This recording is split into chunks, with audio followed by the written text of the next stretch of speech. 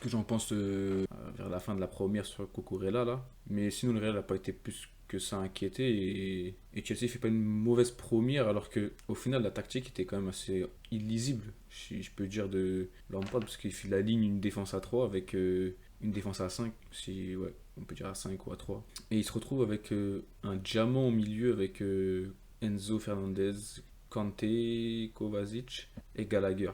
Alors que tu as deux buts à remonter au début, moi je vois ça, je me dis bizarre, peut-être qu'il a voulu amener un peu plus de densité dans le milieu, vu le match aller où il s'est fait manger au milieu de terrain. Ça a marché sur la première mi-temps. Après, peut-être s'il aurait mis Mounts en 10 à la place de Gallagher, ça aurait été peut-être un peu mieux, parce que Mounts c'est un joueur qui peut jouer un peu 8 un peu 10 mais c'est un joueur techniquement un peu meilleur qui peut faire cette dernière passe. Mais au final, ça, sur cette première mi-temps, ça lui donne un peu raison parce qu'ils auraient pu marquer un ou deux buts. Chelsea, ça n'aurait pas été volé s'ils avaient marqué ces buts-là. Maintenant, voilà, le Real a fait du Real, c'est-à-dire qu'ils ont attendu la bonne opportunité pour achever le match. Ils ont très bien défendu, je trouve que le Real, je trouve que cette année, ils défendent mieux que l'année dernière. En tout cas, dans le bloc équipe, je trouve que les deux lignes de 4 sont pas mauvaises. Et après, je trouve que quand même sur ces deux confrontations, j'ai trouvé quand même l'attaque un peu moins bonne que de ce que le Real nous a habitués en Ligue des Champions. C'est-à-dire que sur la dernière campagne de l'année dernière où ils sont champions, je trouvais que c'est l'attaque qui a emmené l'équipe à rendre meilleur les autres. Et là, cette année, je trouve que c'est l'inverse. Je trouve que c'est un peu plus le milieu de terrain avec un joueur comme Valverde qui a repris son poste de numéro 8, avant qu'il jouait beaucoup sur l'aile droite. Et je trouve que ça a un peu aidé ce milieu de terrain à avoir une nouvelle santé pour Modric et Kroos. Et défensivement, je trouve que c'est très solide. Kamavinga latéral gauche, c'est pas mal. C'est pas mauvais, même si je trouve que dans le 1 contre 1 et tout, c'est un peu compliqué par moment. Maintenant, c'est pas mauvais ce qu'il propose en tant que latéral gauche. Carvajal, c'est très bon en Ligue des Champions, c'est un joueur fiable. Et derrière, les deux derrière, deux qui jouaient dans l'axe hier, c'était solide. Mais je crois que Militao, il s'est suspendu pour le match aller, je crois. Je crois que Militao, il s'est suspendu pour le match aller. Mais voilà, le Real a su piquer au bon moment. Ils ont ouvert le score avec Rodrigo sur une contre-attaque, mais sur une attaque maîtrisée. C'est-à-dire qu'ils ont contre-attaque maîtrisée du Real Madrid. Et après que déjà du deuxième but du Real, c'est une possession de balle où je crois tout le monde quasi a touché le ballon. Et ça finit en but, encore un deuxième but de Rodrigo. Donc ouais, le Real a fait du Real, c'est-à-dire qu'ils ont bien défendu, ils ont tendu les bonnes opportunités, ils ont gagné. C'était un match qui était... Pour moi, la qualification du Real s'est fait au match aller. Chelsea, on va pas se mentir, est beaucoup trop faible, entre guillemets, en termes de collectif pour battre une équipe aussi bien huilée qui est le Real Madrid. On va pas se mentir. Le Real Madrid, c'est trop défini et c'est trop fort pour une équipe comme Chelsea qui est en grande difficulté sur le plan tactique, sur le plan collectif. Et les Real, c'est tout l'inverse. Tout ce qui est tactique, envie, don de soi-même, le Real, c'est compliqué à battre cette équipe. Après, on parlait du match de mardi aussi entre Naples et le Milan AC. Entre Naples et le Milan AC, je trouve que c'est un peu le même match qu'à l'aller, c'est-à-dire que le Napoli a certes des occasions, a une maîtrise un peu du jeu, on va dire, mais sur ce match retour, tu sens que l'absence de Zambo Anguissa et de Kim, très pénible pour cette équipe, comme à l'aller, l'absence de Osimhen qui a été une absence de poids pour ce match aller. Donc je trouve que pour Naples, moi c'était les limites que je disais de cette équipe. Quand les gens me disaient ouais, ils peuvent finir champion d'Europe, je disais le problème de ces équipes-là, il y a toujours une belle équipe comme ça chaque année qui vient, qui propose un système de jeu beau, qui a des joueurs qui sont en forme, etc. À l'inverse d'une équipe qui a l'habitude d'être en Ligue des Champions, même si le Milan, ils n'ont pas l'habitude d'être en Ligue des Champions, mais le Milan c'est le Milan, c'est un grand club. Et le problème c'est que ces équipes-là, type Naples, type Ajax, ils ont 11 joueurs de très bon niveau, voire des fois 12, 13 joueurs de très bon niveau. Mais le reste, c'est limité. C'est-à-dire qu'on voit l'apport de Juan Jesus, je crois, le défenseur brésilien qui remplace Kim. C'est pas la différence encore. Tu remplaces Anguissa par Tanguy Ndombele. Bon, ça peut passer aussi. Ça peut passer aussi. Mais après, c'est pas le même registre. Si tu aurais perdu Zelinski pour Ndombele, là, ce serait un peu plus équilibré. Parce que c'est un peu le même registre de milieu de terrain, des milieux de terrain offensifs. Là, tu perds Zambo Anguissa, le poumon un peu de ce milieu avec le Botka. Naples, voilà, se fait avoir. Il y aurait dû avoir un penalty logiquement donné en première mi-temps sur un tac de Leao. Non maîtrisé, normalement, c'est de penalty tous les jours. Il y a deux penalty sur jeu qui ont été sifflés et qui n'auraient pas dû être sifflés, mais là, ce penalty là a dû être sifflé tous les jours pour Zambo, et pour Zambo pour le Napoli, sur Lozano. Mais voilà, le Milan, ils ont un joueur différent, moi je le dis, ils ont un joueur différent, c'est Léao, quand il a envie, quand il peut, il dribble n'importe quel joueur, il peut faire passe décisif, marquer des buts, c'est un joueur différent. Il a encore prouvé hier soir qu'il était vraiment différent, dans une case à part. Top joueur à son poste et en activité actuellement. Donc voilà, Giroud qui rate un penalty, donc on peut se dire, etc. Le penalty non sifflé pour Napoli, donc ça joue aussi, parce que peut-être si le Napoli aurait marqué ce péno à 1-0 au bout de la 30e minute de jeu, je crois, ou 40e minute de jeu, je crois, un truc comme ça, je pense en première mi-temps, c'est pas le même match, c'est sûr. Maintenant, voilà, Leao prend la balle, il dribble tout le Napoli, il remonte le ballon jusqu'à Milan, il le dépose à Giroud, Giroud qui finit l'action. Et au moment où Milan marque un but, ça devient compliqué pour le Napoli parce qu'on sent qu'ils ont des opportunités pour, mais c'est compliqué. C'était compliqué ce match. Milan, ils ont fait un bon match. Après, le Milan, ils ont quand même une belle équipe. Si on peut parler des milieux de terrain un peu sous-cotés cette année, peut-être qu'on n'en parle pas trop. C'est Tonali, c'est Benacer, c'était des très bons joueurs, un très bon duo je trouve qui se comble très bien. Et en plus, on rajoute un Brahim Diaz, la touche technique un peu. D'après les dires hier, il a pas fait un très gros match. Moi, j'ai pas vu tout le match de cette confrontation. Donc, je pourrais pas vous dire si vraiment il a fait un bon match lui, mais en tout cas, en ce moment, il est sur une bonne phase. Et voilà, je pense que le même match, c'est le même match qu'à l'aller. Et au final, le Milan s'en sort avec un Mac comme à l'aller. C'est peut-être ce qui fait l'un des gardiens qui se fait de mieux en ce moment, de rendu individuel. Peut-être Courtois avec la prestation d'Henderson ce soir qui m'a un peu bouche bée. Mais voilà, le Milan a fait le même match qu'à l'aller, c'est-à-dire qu'un très bon match. Ils ont tenu tête à cette belle équipe de Naples. Et le match s'est goupillé comme ça, et au final ça finit à un partout. Mais bon, un but à la 80 et des brouettes. Un but un peu anecdotique, mais voilà, le Milan qualifié. On va parler de l'adversaire du Milan. Je dis pas de bêtises, c'est l'Inter Milan normalement. Incroyable, on dirait qu'on est dans PES6 et que Adriano va affronter le Milan. C'est incroyable. Score final 3-3, n'importe quoi, un match typique de l'Inter Milan. Bon, j'ai pas regardé le match, je vais pas vous mentir. Je pourrais pas vous dire si l'Inter Milan a bien joué, si Benfica a bien joué, si Inter a bien joué, si Inter a bien joué. Je vais pas faire le menteur ici. Maintenant, ce que je peux dire, c'est que surtout de l'Inter, parce qu'on va parler du qualifié, ça sert à rien de parler de l'éliminer. Mais de l'Inter Milan est une équipe, comme je dis depuis le début, c'est une équipe un peu en 50-50, c'est-à-dire que c'est une équipe qui peut bien jouer, comme c'est une équipe qui peut être extrêmement médiocre, sans jeu, sans aucune envie. Après, ils ont des postes où ils ont des très bons joueurs, comme le gardien de but, Onana, c'est un très bon joueur. Je trouve, moi, ils sont un très bon 6 dans cette équipe, même 2 des fois, parce que si Brozovic est blessé, ils peuvent mettre Akam Çalhanoğlu en numéro 6, je trouve que c'est pas mal aussi. Ils ont Barella aussi, un très bon joueur. Et ils ont le piston que j'aime bien aussi, D'Ambrosio, je crois, si je dis pas de bêtises. Ils ont quelques bons joueurs. Maintenant, cette double confrontation face au Milan, je sais pas ce que ça va donner, parce que ça reste des matchs italiens. Et moi, je trouve que ces matchs-là, c'est que voilà, un absent comme Naples, c'est des matchs compliqué. Moi, je voyais Naples passer, mais au final, les absents ont donné tort à Naples, au contraire au Milan, qu'ils avaient à peu près tout leur effectif. Mais voilà,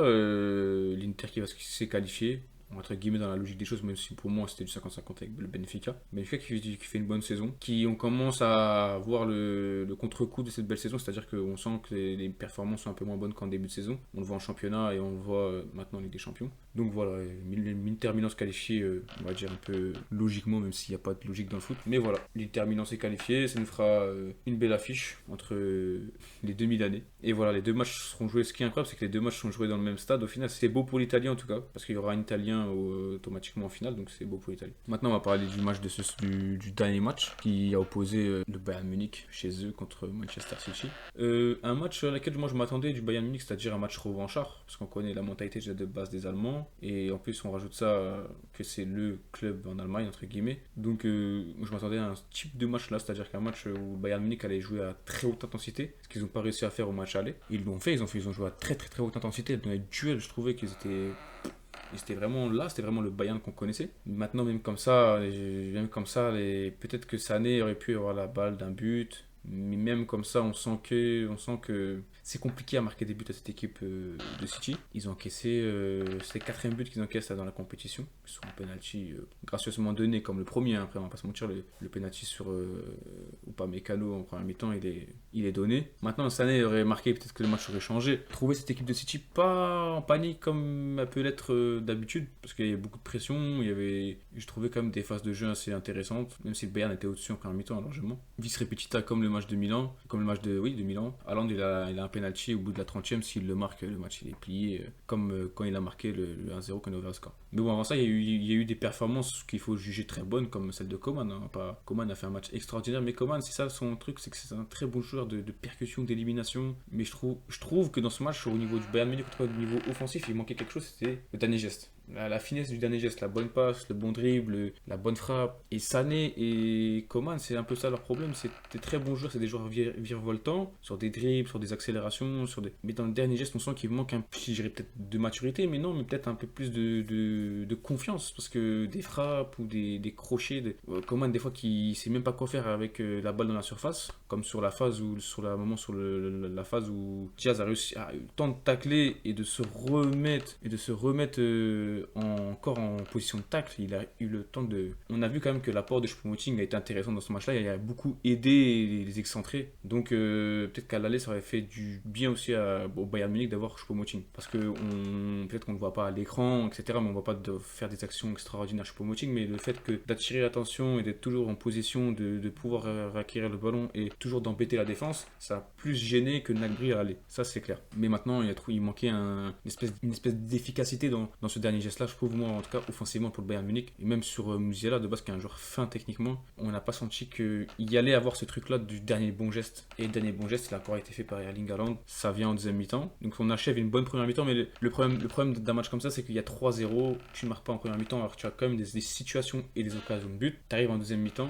le contre-coup est compliqué parce que tu sais qu'il faut remonter 3 buts. Et pour te qualifier, il faut te en mettre 4, mais il faut pas en prendre un. Et quand tu as devant toi des joueurs type Bernardo Silva, Grealish, De Bruyne, Gundogan, Haaland sur le banc, tu as Mahrez, tu as des joueurs et j'en passe et des meilleurs. Le contre-coup, il arrive à la 57e minute, je crois, pour l'ouverture du score. Moi, je trouve ça normal parce que tu marques pas, etc., avec la fatigue et tout. Et ben oui, les gens ils diront ouais, mais ou pas Mécano, mais malheureusement, il glisse. Et pourtant, même en glissant, on voit à la caméra l'inter-externe de Haaland. Il est bon parce qu'il le lève en fait. Je sais pas s'il le fait exprès, je dis pas. Mais au final, son inter-externe il se lève sur la dernière, sur l'inter et sur l'externe. Il lève un peu son ballon, ce qui vraiment élimine vraiment totalement pas Mécano et finit d'un beau tir croisé. Et voilà, au moment où Bayern Munich a concédé ce but là, on savait que c'était fini. Moi j'ai trouvé un Bayern qui a tout donné, un City qui a répondu présent entre guillemets, mais s'ils ont considéré beaucoup d'occasions. C'est pas facile de subir ces matchs là parce que bon, t'es à l'extérieur et l'équipe adverse met beaucoup de pression, mais sur le peu d'occasions qu'ils ont eu, ça se joue vraiment à rien. Un penalty, il y a des cartons rouges qui sont vraiment à.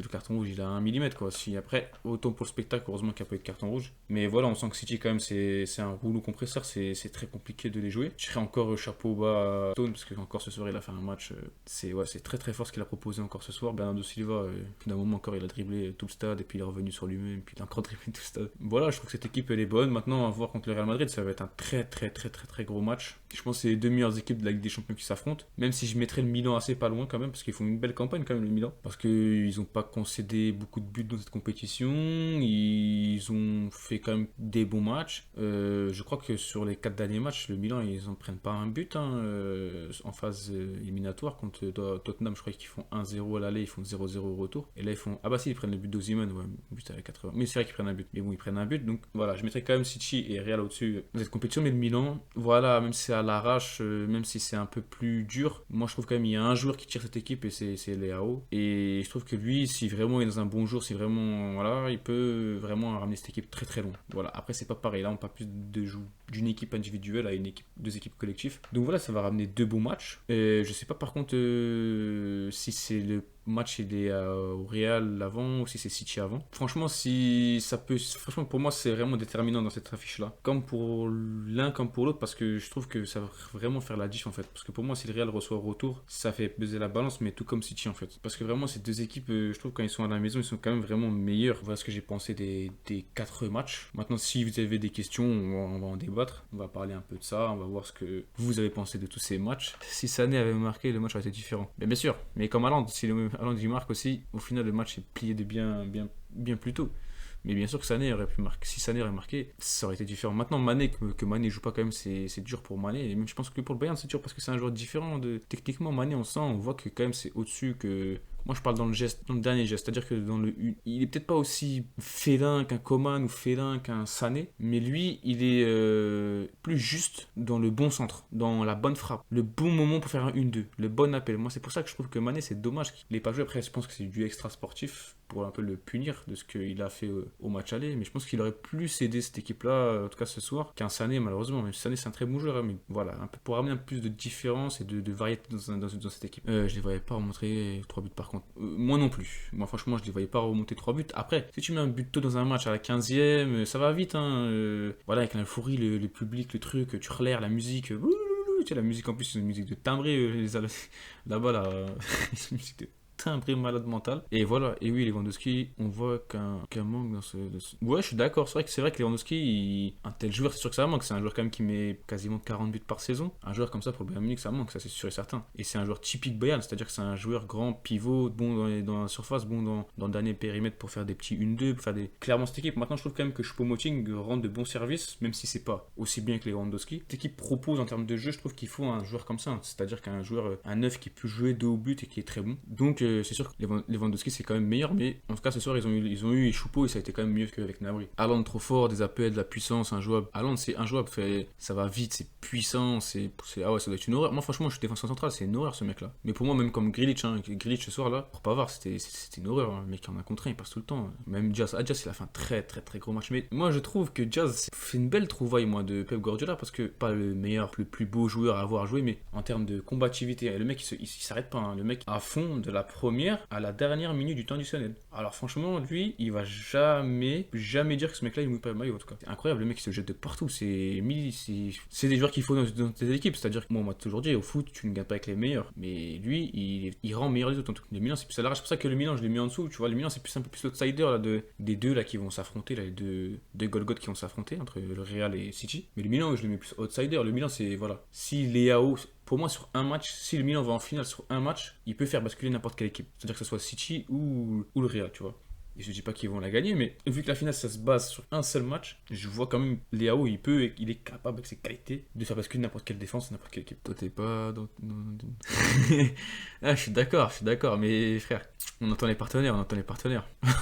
Le rat, prudent, près des hommes. Depuis sa blessure, c'est pas le même Mané. Ah bah sûr, après une blessure, c'est en plus c'est blessé au genou, donc c'est pas pareil, c'est compliqué de se blesser. Depuis sa blessure, c'est compliqué. Après, Mané, je sais pas, c'est bizarre quand même, parce qu'il y a eu comme une belle adaptation, il y a eu un bon truc, mais bon, je sais pas ce qui se passe avec lui, mais c'est très dommage en tout cas de le voir jouer aussi peu. Ce qu'il propose à Liverpool et ce qu'il propose en début de saison. Mais tu vois, il est rassurant pour une défense, parce que justement, il rend bon les autres en fait. Il est tellement dans l'abattage, dans le duel, dans le truc, que tout le monde le suit en fait au final, tu vois. Même si des fois il fait des trucs un peu de fou furieux. Ouais, le grand écart, mais le grand écart, c'est. Ah ouais, ce qui paraît, Liverpool ils sont chauds pour le reprendre. Moi je suis pas fan moi des retours avec son ex. Hein. Moi je pars du principe quand t'as réussi quelque part, comme lui il a réussi à Liverpool, justement il a ses nouvelles expériences. Maintenant faut pas juger que sur sa saison, peut-être l'année prochaine ce sera mieux. Mais le problème c'est qu'il est dans une équipe où à son poste il y a énormément de concurrence. Et il y a beaucoup de joueurs qui sont un peu dans le même profil, peut-être pas comme lui au final, au fond du fond, voilà, qui se ressemblent beaucoup malgré tout. C'est compliqué en fait, parce que Tuchel il fera jouer les Allemands, hein, je vous le dis les gars, moi je pense que Tuchel fera jouer les Allemands, et Coman il est dans une telle dimension en ce moment que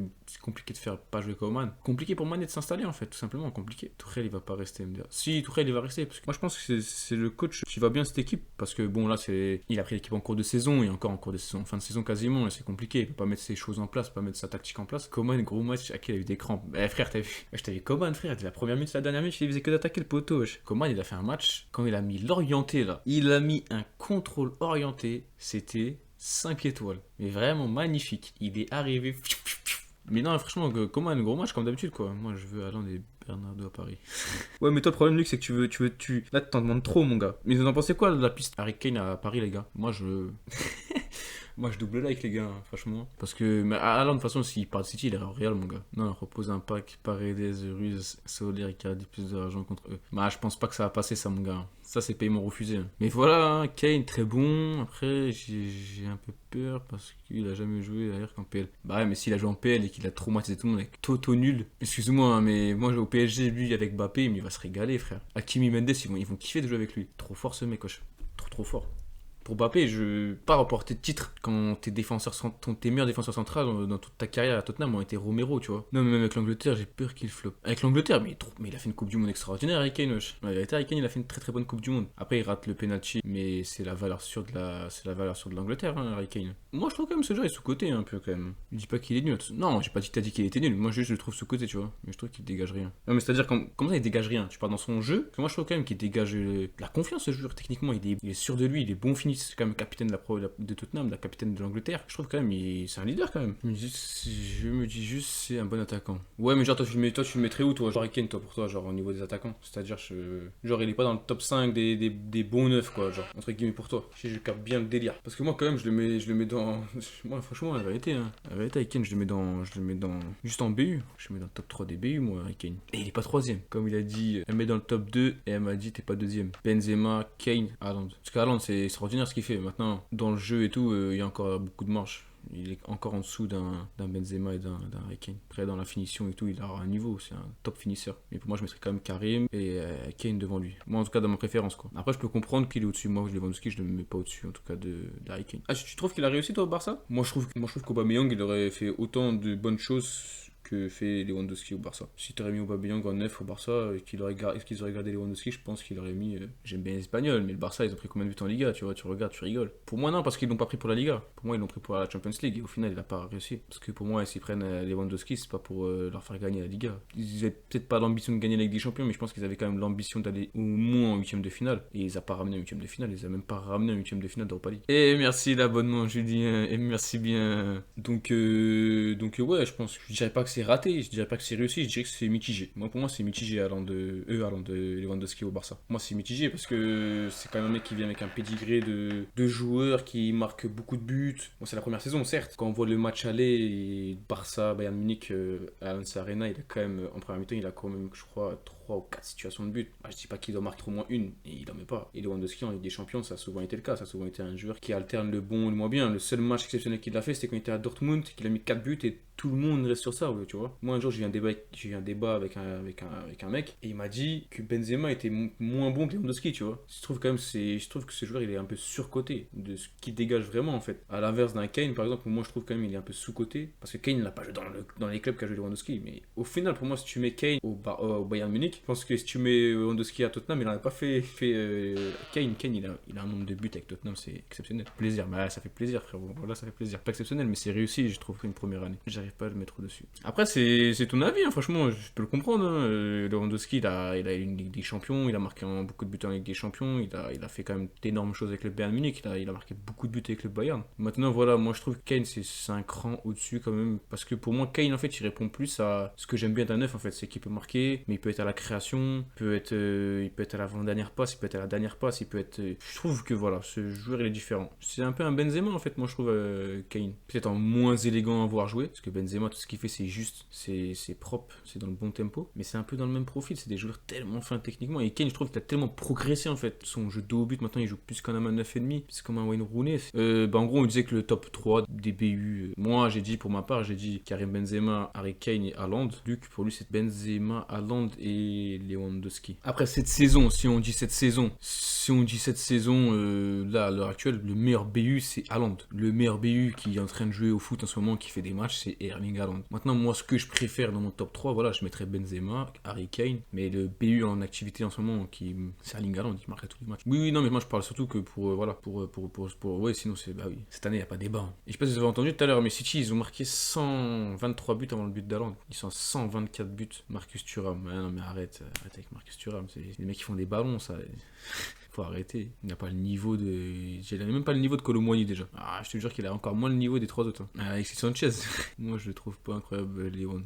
Moi, pareil, hein, Lewandowski, je le trouve pas. Sinon, il y a Icardi, les gars. Icardi, il cartonne hein, en Turquie. Hein. Chez nos frères les Turcs. Il cartonne les Icar Goals. Bah, numéro 1, moi, je te dirais Benzema en soi, tu vois. Voilà, là, c'est là, à son momentané, je te dirais Haaland. Mais sinon, en globalité, c'est Benzema. Benzema, c'est la référence des numéros 9, tu vois. Non, Mbappé, moi, je le compte comme allié. Moi, c'est un allié gauche, Mbappé. Après, t'as Osimhen aussi qui fait une bonne saison cette année. Hein. Franchement, Osimhen, il fait une bonne saison cette année. C'est pas mal ce qu'il propose. Franchement, c'est pas mal ce qu'il propose, Osimhen. Ouais, Giroud aussi fait une bonne saison. Icardi, oui, après, je pense que lui, le problème qu'il a eu au PSG, c'est ces histoires un peu sentimentales avec l'autre folle là. Je pense que ça l'a un peu touché psychologiquement. Et tu rajoutes de ça, t'as un peu moins d'envie et tout. Et là, il est parti dans un pays où c'est un peu moins scruté, où c'est un peu moins. Voilà, on parle un peu moins de lui, je pense. Ouais, il a peut-être trouvé aussi des partenaires un peu plus qui l'intègrent un peu plus au groupe. Donc, je pense que ça a joué aussi, hein, parce que Icardi, ça reste un bon joueur. C'est pas le meilleur joueur du monde, mais c'est un joueur qui peut planter facile 20, 25 buts, voire 30 buts dans une saison. Rashford, c'est très très fort. C'est vrai que cette année, il jouait un peu plus BU. Non, cette année, il joue même pas BU en plus. Cette année, il joue un peu plus sur la gauche, Rashford en vrai. Il a fait quelques matchs BU, mais il est plus ailier gauche, parce que c'est plus Weghorst ou c'est plus Martial qui vont occuper cette place de neuf. Mais oui, Marcus Rashford, il fait une bonne saison. Il avait fait au début à Manchester avec la continuité, et après, il a fait 2 saisons un peu plus compliquées avec les blessures et tout.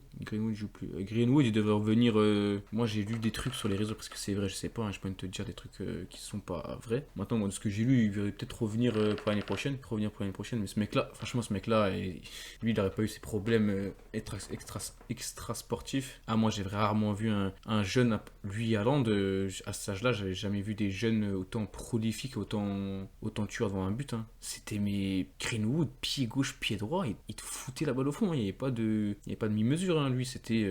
Ah oui, non, oui, il a été acquitté, oui. Mais il va même avoir un gosse avec la meuf, là, avec sa femme. Mais ouais, Greenwood, c'était. Non, Greenwood, quand je le voyais jouer, moi, j'étais choqué. Le mec, il musclé comme un cure-dent, il mettait des pétards à 600 km/h, pas rentrant du pied gauche, du pied droit. De toute façon, moi, j'avais vu une interview à l'entraînement. Il lui a demandé c'est qui finissait mieux les actions à l'entraînement entre Martial et Rashford. Il a dit Greenwood. Il a dit vous verrez Greenwood, lui c'est pied gauche, pied droit, il finit les actions, c'est incroyable. Et les journalistes ils étaient un peu en mode mais on n'a pas parlé de Greenwood, pourquoi il nous parle de Greenwood? Et ça s'est avéré qu'il avait raison parce que le mec il est arrivé après 6 mois de Covid là qu'il a fait. Pouah, c'était. Ah non, moi je t'ai dit, j'ai pas dit au niveau, moi je te parle de finition. Moi je te parle de faire le bon geste, de faire le bon dernier geste en fait. Et moi je trouve que ces deux mecs là ils se ressemblaient dans ce truc là en fait, c'est-à-dire qu'ils avaient toujours le bon geste. Genre savoir quand il faut piquer le ballon, quand il faut placer la balle. En fait, je trouve, voilà, ces deux mecs-là, je trouvais que, à leur âge, ils avaient un sang-froid devant la cage que de base, les jeunes attaquants ou les jeunes neufs ou les jeunes ailiers n'ont pas forcément. Des joueurs qui vont se précipiter un peu, tu vois, dans le dernier geste, ils vont faire les choses un peu vite. Et je trouvais que ces deux joueurs-là, ils avaient un peu ce truc d'aspirer la pression et d'évacuer et de finir l'action, mais normal, quoi, comme des mecs qui ont fait plus de 200 matchs déjà, tu vois. Ouais, je trouve que c'est très fort ce qu'avait proposé Greenwood. Après, voilà, il est extra sportif. En fait, le problème, c'est que moi, j'ai pas rentré dans ce débat-là, je sais pas qui a tort, qui a raison, tu vois. Maintenant, il fait juste son métier, c'est du foot. Tu peux pas t'arrêter de travailler, en fait, c'est ça que je veux dire. Donc, j'espère pour lui qu'il va reprendre. Parce que c'est comme si demain, t'arrives à la même truc, mais on te dit, tu peux plus travailler toute ta vie, en fait. Et c'est parce que c'est un footballeur, il a plus le droit de travailler. Pratiquer le football, ce serait bête et con. Mais après, ce monde des bêtes et cons, parce que comme ils gagnent beaucoup d'argent, les gens ils pensent qu'ils doivent être carrés et ils doivent pas faire des bêtises comme eux le font, tu vois. Comme eux les font. Donc, c'est de poids, de mesure. Après, ce truc à l'image pro, quand t'es pro, il y a combien? Il y a eu 3-3, Julien et Benfica Inter. Bien sûr, ouais, mais t'as l'image, mais ça, c'est nous, on veut qu'ils ont cette image-là, tu vois. C'est nous, en termes d'amateurs de football ou de gens qui regardent du foot. Eux, ils doivent être un exemple. Mais toi, demain, t'es footballeur professionnel, personne qui te dit d'être un exemple, en fait. Tu vis ta vie comme tu vis ta vie, tu vois. Au final, c'est plus nous, on est plus. Regarde, tu vas comprendre pourquoi je dis ça, c'est que c'est plus les supporters ou les gens autres que club qui sont moins indulgents. Parce que demain, tu vas voir un footballeur en boîte de nuit, tu vas dire ah ouais, mais c'est chaud quand même le poteau, il abuse, il va en boîte de nuit alors que c'est un joueur pro, tu vois. Ouais, mais toi, c'est chaud, tu vas en boîte de nuit et pourtant tu travailles, tu vois ce que je veux dire? C'est un peu nous aussi, on est un peu dans ce truc-là, comme s'ils avaient des trucs à nous rendre alors qu'au final, c'est juste des joueurs qui jouent au football. Et ils font des bêtises comme nous on les fait, tu vois. C'est juste ça moi que je veux dire, tu vois. C'est pas. Et ça c'est un truc parce qu'ils gagnent beaucoup d'argent. Donc comme ils gagnent beaucoup d'argent, en fait, ils devraient être des exemples. Mais moi j'attends pas être un footballeur que ce soit un exemple, tu vois. Après pour les enfants c'est bien parce que moi ça, pour les enfants il faut montrer qu'il faut pas faire de bêtises. Je suis d'accord, tu vois. Il faut des pataquès sur des joueurs de foot parce qu'ils touchent beaucoup d'argent, tu vois. On serait tous à leur place. C'est de l'argent au final parce que t'as vu. On serait tous à leur place et on penserait tous pareil. On penserait tous comme eux en fait. C'est-à-dire que c'est comme si demain t'as un enfant, toi, il est fort dans un sport. Il génère 10 millions d'euros et on te dit bah non, bah comme nous on a investi sur lui, bah on prend tout, toi tu prends rien. Mais t'es un joueur de foot, t'es un joueur de basket, t'es un joueur de tennis, tu génères de l'argent, c'est normal que tu récupères une part du gâteau, c'est comme ça. Mais les gens, j'ai l'impression qu'ils savent pas le comprendre en fait. Mais il n'y a pas que les joueurs de foot qui gagnent bien leur vie, il y a tout le monde qui a une valeur marchande et qui a une médiatisation comme t'as dit, au final ils gagnent bien leur vie parce que c'est comme ça, il y a un gâteau et au final ton image, ton nom, ton truc, elle est vendue, tu vois. Mais t'es footballeur donc tu peux pas te cacher. Que le club vienne et mais bon, après c'est autre chose, moi j'ai pas envie de dire qui a raison, qui a tort, tu vois. Mais bon, l'équipe, qu'on a parlé quasiment d'une heure de ça, on a revu un peu ce qui s'est passé, on a parlé un peu, on a débattu. Bon bah voilà l'équipe YouTube, petit débat sur les matchs de la Ligue des Champions qui se sont passés entre mardi et mercredi. Si vous voulez venir en live pour participer au débat, ceux qui voient la vidéo sur YouTube, venez, ça ferait plaisir. On discute, on débat après de ce qui s'est passé dans les matchs. En tout cas, j'espère que vous allez passer une bonne vidéo sur YouTube. Bonne soirée, on se retrouvera très vite pour une prochaine analyse, pour des prochains débats. Grosse force à vous l'équipe, ciao.